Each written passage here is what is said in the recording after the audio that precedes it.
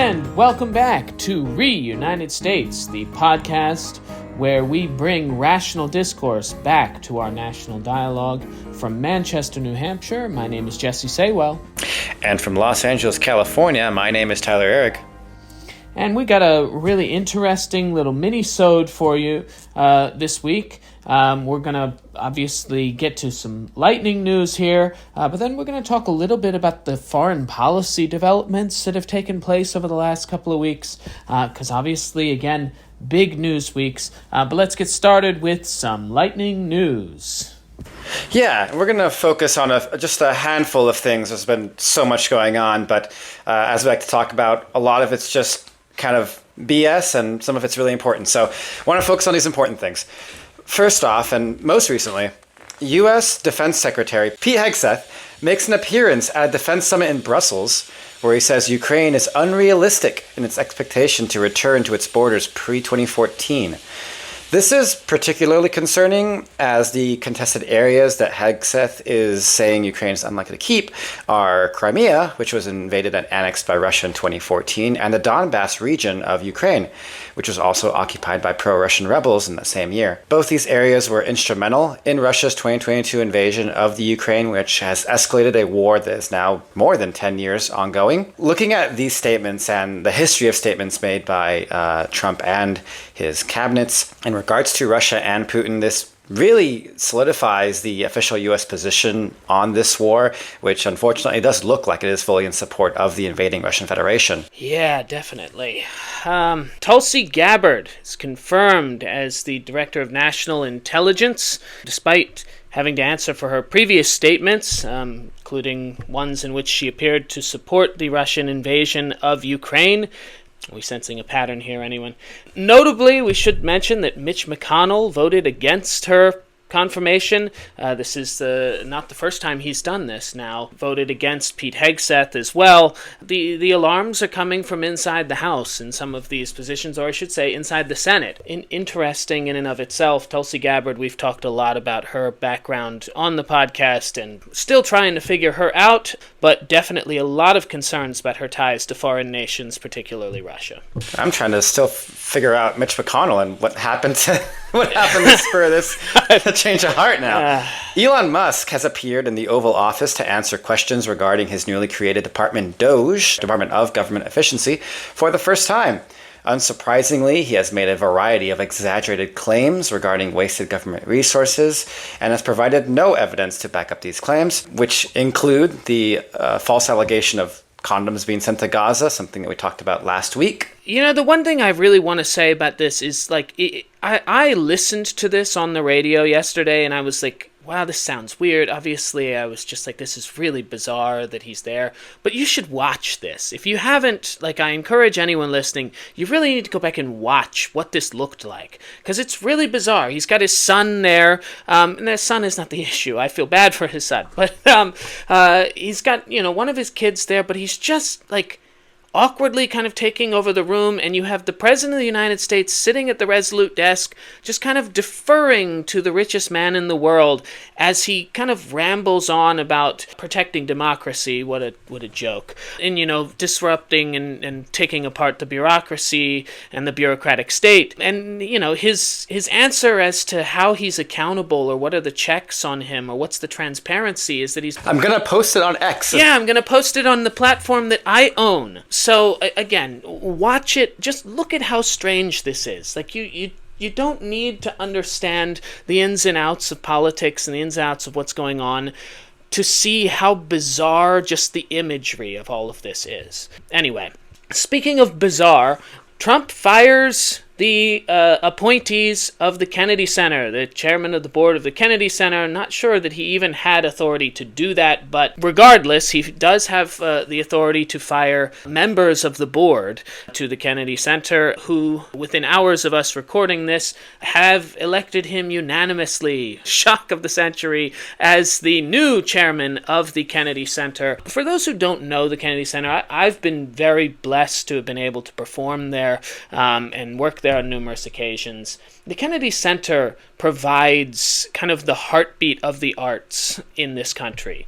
From anything from new play development to youth programs to obviously touring productions to productions that it itself produces to educational theater, the list goes on and on and on. And to have the President of the United States now interfering in the Kennedy Center is eerie to me. This is a place that, you walk the halls of the Kennedy Center and you feel like you see kind of the great performances of the past that are there. You think of the great performers that have performed there. And it is one of the great venues within this country. And the idea that the chairman of the board is someone who is trying to use it potentially for their own political purposes, potentially some sort of nationalistic propaganda, is deeply, deeply concerning to me, should be concerning to you, and should seem eerily familiar if you are a student of history to things that have been done in the past. And that's about all I'm going to say about that for right now. But yeah, really, really disturbed. Oh, yeah, you're telling me. Finally, Trump has officially renamed the Gulf of Mexico to the Gulf of America, but that is not the important part. It's not the part I want to focus on with this news here. That's the dumb thing. Because something else happened with that same action. On Tuesday, Trump was happy to show a Google Maps screenshot that showed the official name had been changed. And then he gave an order to the Associated Press to do the same. And in his words, if the AP did not align its editorial standards with the order, they would be blocked from attending Trump's Q&A at the Oval Office. When they didn't, Trump did exactly that. He allowed the photographer for the Associated Press in, but barred the reporter from being able to attend the session. He barred this reporter from not just one, but two press conferences in the time since. This is kind of the way that Trump hopes to control the media. You can't tell them what to do, but you can penalize journalists for not playing into your game, and that's exactly what he's doing with little tiny things like this. It starts with something as silly and as dumb as renaming a mass of water. But then, it has ripple effects. Very good point. So I want to take a moment to share some good news here on the podcast, because we've been kind of overloaded with some really difficult news. And that's that the FDA has approved a new non-opioid treatment for moderate to severe pain. And this is significant. It's the first time in 25 years that the FDA has approved a new pain medication drug. And unlike opioids, which dull the sensation of pain receptors in the brain, this new drug, suzetrigine, I believe I'm saying correct, under the brand name Journavx, targets pain directly in the nervous system. It prevents the nerves from triggering a pain reflex to the brain, so preventing potentially the addictive properties of opioids that have caused so much pain, for lack of a better word, so much trouble and suffering to so many people. And something that many of you may not know about me is that I'm a recovered opioid addict. And when I was 12 years old, I was prescribed a drug by the name of OxyContin, you might have heard of, for a minor hand surgery. And this began a multi-year addiction that threatened my life on many occasions. And while I am proud to be many years sober from opioids, the pharmaceutical industry, and specifically Purdue Pharma, and their dishonest push of these drugs has ruined or ended the lives of countless Americans. So the hope that there might be a future in which prescription opioids could be a thing of the past is bringing me a lot of joy, because there are tens of millions of Americans who deal with chronic pain in this country.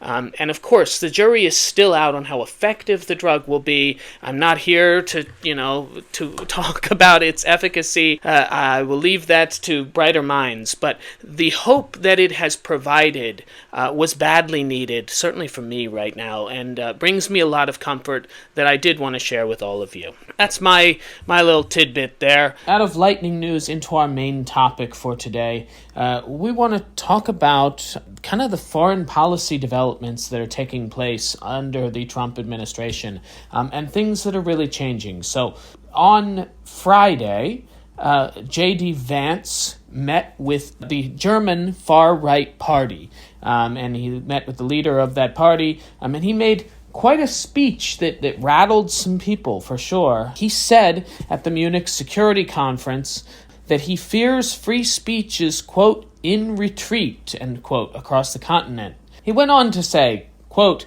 to many of us on the other side of the Atlantic, it looks more and more like old entrenched interests hiding behind ugly Soviet-era words like misinformation and disinformation, who simply don't like the idea that somebody with an alternative viewpoint might express a different opinion or, God forbid, vote a different way, or even worse, win an election, end quote. He went on after that to say, quote, if you're running in fear of your own voters, there is nothing America can do for you, end quote. So, what an interesting thing. This is fitting with the Trump world right now, which is basically saying to Europe, you're on your own, we have no interest in defending you, and you guys have become too liberal. Essentially, that is the mindset, that's the general assertion, is that that the countries in Europe are too liberal, even if they're run by conservative governments, as much of Europe is. They are too liberal, and that they have been leeches off of the United States. And I find that especially interesting, and it really is going to, regardless of whether you like it or not, whether you agree with it or not, this is going to end kind of this great society of alliances that has taken place. And I'm not saying that all of a sudden we're, at odds or at war with these countries, but it is ending a long-standing alliance in which Europe could rely upon the United States to ensure their safety. And essentially, the Trump administration is saying, you're on your own, we're not going to spend to help you. If you just look at the U.S. is saying, okay, Europe, you need to pay your way. I think a lot of us are okay with the idea that, yeah, maybe it's been, 80 years since World War II. Europe probably should be able to defend itself 80 years later. If that's really the concern, that Europe is just going to falter because the U.S. doesn't, protect them with the military might behind them, that is kind of concerning. It should be to American taxpayers that we are paying so much more towards that. And that's where I think Trump has a point. The problem is, of course, that the friendliness with Putin undermines all of this. The friendliness with these historic enemies of America, to the point where, this past week, Pete Hegseth essentially said, look, Ukraine is going to have to give up its territories, that it's lost, and we can't just keep fighting on and on and on in this war forever. And that the U.S. spending money to defend Ukraine doesn't make a lot of sense. And again, this just, God, it leaves open a door for Russia to just keep pushing these boundaries. It does. And there was something else that J.D. Vance said on Friday in that same speech, in which he mentioned, and I quote, "The threat that I worry most about vis-a-vis Europe is not Russia, not China. It's not any external actor. What I worry about is a threat from within, the retreat of Europe from some of its most fundamental values." And that, again, exactly what you said. We're meeting with Putin. We are expressing foreign policy ideas that are friendly to the Russian invasion of Ukraine. And we're telling Europe not to worry about it. And when you put these things together, it creates a very concerning foreign policy that the Trump administration suddenly wants to shift to. And I think what a lot of people were frustrated with in the Biden era and before, especially when you look at the people who were genuinely concerned about foreign policy, the lack of action, right, in Ukraine, the lack of action with Gaza and Israel, which, again, those are understandable things to be concerned about, like to ask the question. But you have to understand something about foreign policy is that it's very delicate. It's a very delicate thing. You cannot just go off and tell people to F off. It was very difficult for someone like Biden to blatantly tell Netanyahu that they shouldn't be doing all these things. Like, yes, he eventually did, but you understand, that is a very difficult thing for a president to do from a foreign policy perspective. As the leader of arguably the greatest nation in which their words have the greatest influence in foreign policy, you cannot just say these things. What J.D. Vance and Trump are doing is they are just saying these things. They're just blanket saying shit. It's the opposite of what we want to hear, obviously. You know, you talked a little bit last week about the tariffs. And in that episode, you were like, hey, that was maybe not the worst thing in the world, right? To be aggressive with the tariff idea, especially, you know, since we rescinded it and we did get what we wanted in terms of border security. But it is still a risky thing to do. You know, when you talk about foreign policy, like, it's not without its risks to all of a sudden throw your weight. And the concern I have with Trump's mentality is that he's treating these things like business deals that are within the United States, which operate very differently. In capitalist America, you have to be aggressive. You have to throw your weight around. That's how you win. That's how you make it as someone like Trump. And Trump is now using this tactic on a global scale. And someone has to tell him that it doesn't work the same way. The consequences of doing that are so insanely severe. This web of alliances that we have to this day is so delicate, so fragile, that yes, we were doing all that we can in the past 80 years to keep those alliances by being very smart about what we say, by not pissing off the wrong person, by trying to keep things as neutral as possible, because that's how we keep peace. Through neutrality, and neutrality is a very difficult thing to do, because all it takes is one person saying the wrong thing at one specific time to bust all that open. And someone has to tell these guys that right now we're on our way to potentially breaking these alliances again. And the concern is that when we do, that's what emboldens an aggressor like China or like Russia to continue what they're doing. It's exactly what you said. Yeah, like we should be concerned about how the United States support and financial and military support is all that keeps Europe standing. Understandable that that's a concern, but at the same time, it's all that keeps an aggressor like Russia from invading further. And even if that might be a little bit of a question mark to ask yourself, it's also how we keep peace. And keeping peace, in my opinion, is maybe a bit more important than being concerned about money being spent, money that's already appropriated by Congress, money that's not like genuinely like ruining the economy of America or anything like that. We've been paying money for years. Like, it's just something that we do, but it's, you know, it's something that has been keeping the peace for nearly 100 years. And if you ask me, that's peace that we genuinely need to continue to keep. Absolutely. Yeah, you make a fantastic point there. I mean, look, when we're talking about, you know, wielding a sledgehammer in foreign policy, there's a big difference between wielding a sledgehammer and trying to coerce Mexico and Canada, who are endlessly reliant on the economy of the United States directly, as well as the security of the United States, et cetera, et cetera. And debating with all of Europe, you know, trying to come into Europe with a sledgehammer and dismantle the post-World War Western democracy alliance. That's a big thing to come in and just try and take down. And again, as you mentioned very well, like, it will be so much more expensive if we continue to have to go to war. And if we have to go into any sort of serious conflict where we are involved, and that's basically what the U.S. is saying, we're just not going to be involved. If Russia invades, you're on your own, guys. And so, you know, that's a huge change. And to do it overnight, to basically come in, you know, and just say, this is done.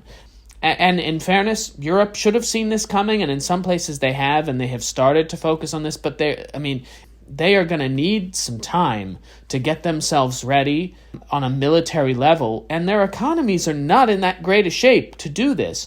So the real concern is, God forbid, what happens if Russia really does attack a NATO nation? Are we going to back up our part of NATO? Hegseth can say that we're committed to NATO all he wants, but Trump has been very critical of it in the past. He's talked about leaving it. He's talked about renegotiating it. I don't even know what that means. Teddy Roosevelt said, "Speak softly and carry a big stick." Trump got the big stick part. He missed the speak softly, and he's just swinging the stick. He's not carrying it. He's swinging it. Talk loudly and swing a big stick. It's really dangerous, and, for all the issues that we have domestically and all the concerns we have domestically, the international threat that is Russia and China right now is at its highest point in our history. And to go back to that quote that you made of J.D. Vance talking about the enemy within and the retreat of Europe from some of its most fundamental values, I'm also concerned about the retreat of Europe from some of its most fundamental values, but I don't think I'm talking about the same values that J.D. Vance is talking about. I'm talking about, what we're seeing with the rise of parties like the one that he was speaking to in Germany, which is basically the modern-day Nazi party. I mean, this is the party that Elon Musk was, streaming a video to several weeks ago, basically saying that you need to stop apologizing for your past, yada, yada. And again, to some extent, do I feel like we should be, relitigating and castrating Germans, for what happened 80 years ago? No. But the issue is you don't forget those things. We can't forget what happens when things go to an extreme. And I do feel like if we've seen anything in Europe over the last 10 years, it has been a surge in far-right parties moving into power throughout these various countries, largely in a reaction to immigration, but also on a whole variety of other issues. We've seen that before. It has never ended well. And so we're watching kind of this collapse of the world order, and the U.S. is very intricately involved in this, and the thing that I'm most afraid of is that the U.S. is purposefully, and people like J.D. Vance are purposefully getting involved in European politics to throw gas on the flames in these countries that are incredibly important. It is not lost on me that J.D. Vance made this speech in Germany, in Munich. Munich, which, if you are unfamiliar with the history, Munich was the foundation of the Nazi Party. It is where the Nazi Party started. It is the most conservative even to this day, though Munich itself as a city is rather liberal. It is certainly the most conservative area in Germany still to this day. Could this be a coincidence? Sure.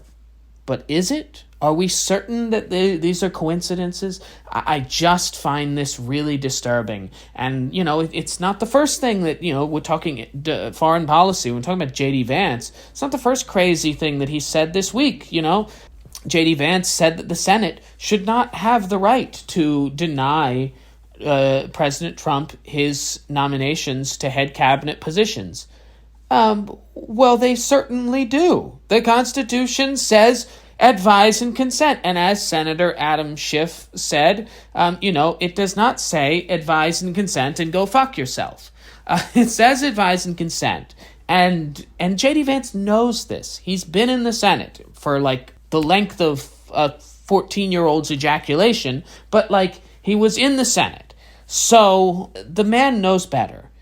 And so Trump may not know anything about government, may not care about government, but there are people who do, who are enabling him now. And J.D. Vance, it's a disturbing, really disturbing development to see him taking on this role. And it's very clear why. He wants to be the heir apparent. Trump has not committed to him being the heir apparent to him. So J.D. Vance is going to be doubling down. It's not the last we're going to see of him making really extremist statements, I'm afraid. So we're going to move into our favorite segment that we have now decided to rename, because apparently things we can all agree on was to preachy or you guys disagreed enough that, again, can is not definitive, but okay, we're going to change it to things we should all agree on, which I think is more preachy, but we're going to go with this. Things we should all agree on, and I'm going to start for you here today, folks, and I want to talk about the Super Bowl. Yeah, Tyler's happy about the Super Bowl result. I'm not especially happy because it means that for the first time in our history of betting a dinner on the game, I have lost. I finally get dinner. You finally get dinner, At long last. Just like the Chiefs, I couldn't three-peat. Look, folks, the Super Bowl used to be a national holiday in everything but name. It was a day when America collectively sat down, ate an obscene amount of nachos or pizza or wings, all of the above. And whether you loved football or you didn't know what a first down was, just enjoyed the damn spectacle. It was an event that brought people together. And now it's just another battleground in the never-ending war of American rage. And I'm not even talking about what happens on the field. Social media, or as I call it, the American Coliseum, barely even acknowledges the game anymore. I saw posts saying, "I'm only watching to see Trump get booed." I saw other posts screaming, "Fuck you, Taylor Swift!" Because apparently a pop star dating a football player is now a global conspiracy that's ruining everything from the NFL to masculinity itself. Then there was the halftime show, and you could almost hear the synchronized click of every Kid Rock fan in America rushing to post about how it was the worst show they've ever seen. And then on the other side, you've got every social justice warrior and wannabe SJW taking to their keyboards to educate the masses on the deep political significance of what just happened. If you didn't immediately understand the historical weight of the performance, you were either dumb, racist, or both. And look, I loved it, for the record. So don't come at me with this, as if I'm, hating on Kendrick Lamar. I personally loved it, and found it to be very insightful, and I would agree with that. But the way you all are talking about it is, again, playing into what we've just been talking about here on the podcast. Condescending. It's rude. You're not changing anyone's perspective. You're making yourself look like, I am a good person, and you are bad people. It's obnoxious. And as for the game itself, it felt like the vast majority of people weren't rooting for anything. They were rooting against something. People were watching out of spite. Spite for a team. Spite for a player. Spite for an entire city. Spite for a pop star sitting in a luxury suite throwing back a beer. We are, as a society, consumed by hate, and we are so consumed by it that Tom Brady and Snoop Dogg had to make a deeply stupid commercial reminding us that, hey guys, maybe don't lose your minds over everything. And then that commercial played so many times that by the end of the night we all hated it too. And before anyone accuses me of wanting to keep politics out of sports, that's not what I'm saying. Athletes, like the rest of us, have opinions, they have platforms, they can use them however they see fit. That's not the problem. The problem is the way we react to it. The way we immediately turn everything into a battle between good and evil. The way we refuse to just sit back and enjoy a game without turning it into a war zone of culture, politics, and conspiracy theories. It's exhausting. Aren't you tired? I'm tired. And it's taking the fun out of the few things that used to give us a collective escape from the stresses of life. So maybe, just maybe, next year, we can all just take a breath. Eat the nachos. Watch the game.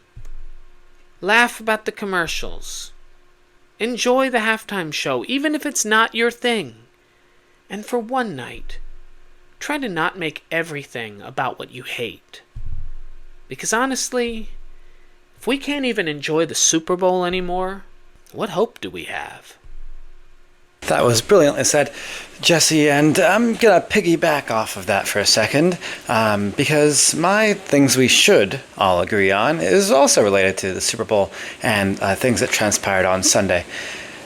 You see, a lot of people watch the Super Bowl for things outside the game itself, namely the halftime show, which was fantastic, or the ridiculously expensive and well-produced advertisements, which are also always a joy to see.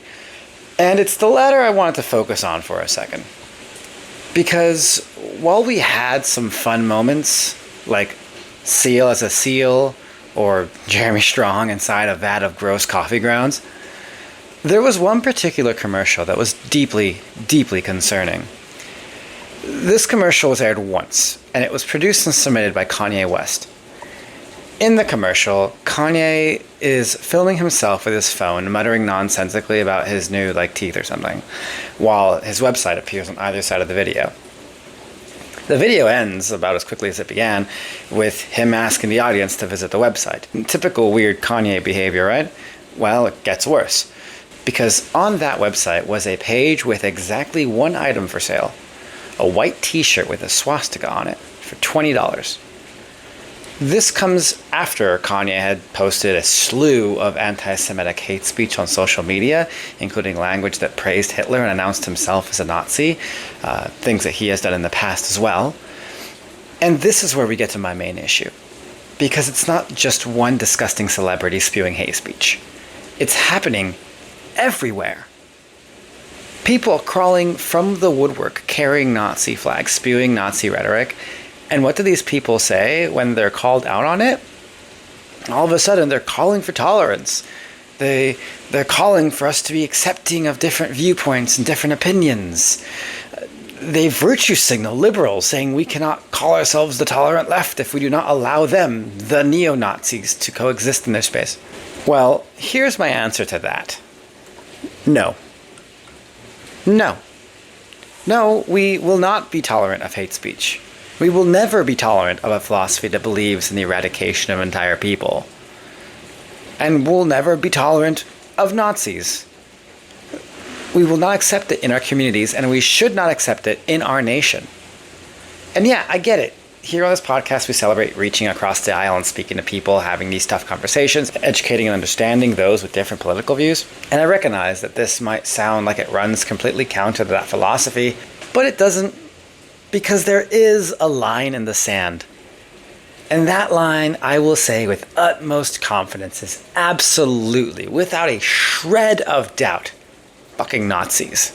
Now, this doesn't mean you can go around calling people you disagree with Nazis just to justify exiling them from society. No. We do not want to do that. That isn't helpful. And it isn't helpful because there are actual Nazis out there now. Real ones. Ones that wear the armbands and fly the flags. Those people.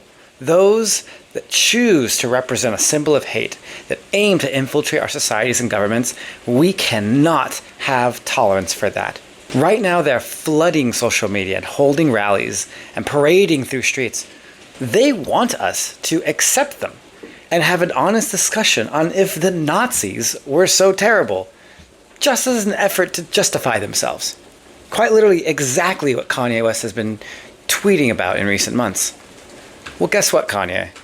There is no discussion about whether Hitler was actually bad or whether the Nazis were actually bad. There is no debate. Adolf Hitler was a vile, evil tyrant, and what he and the Nazi Party did was undeniably and unequivocally evil.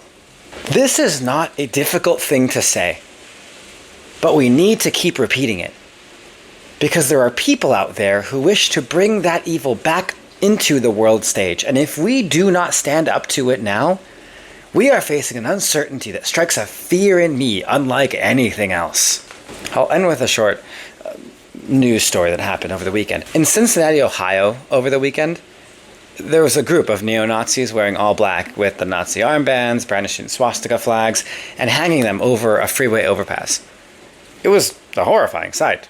Disgusting one. But soon after they were set up, a group of concerned citizens mobilized and engaged with them, demanding non-violently that they leave immediately.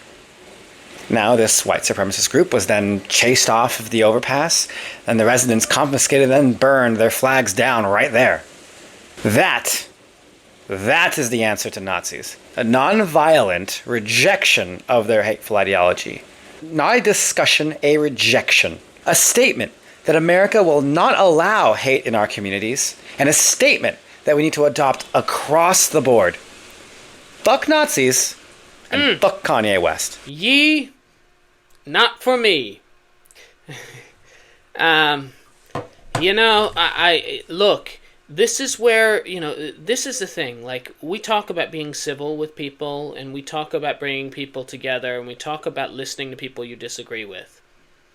We always are very clear that, like, there is a line, and the line is definitely way before you reach making excuses about the mass murder of millions of Jewish people, and starting a world war that, killed tens of millions of people.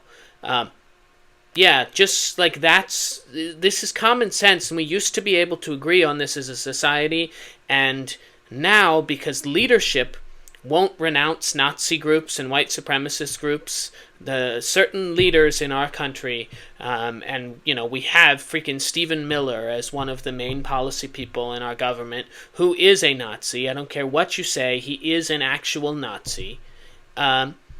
Because of that, it has normalized it to these people, and it has taken some people who have been radicalized by this because they have been given an excuse to think that that is okay and acceptable behavior and rhetoric and an acceptable mindset, and it's not.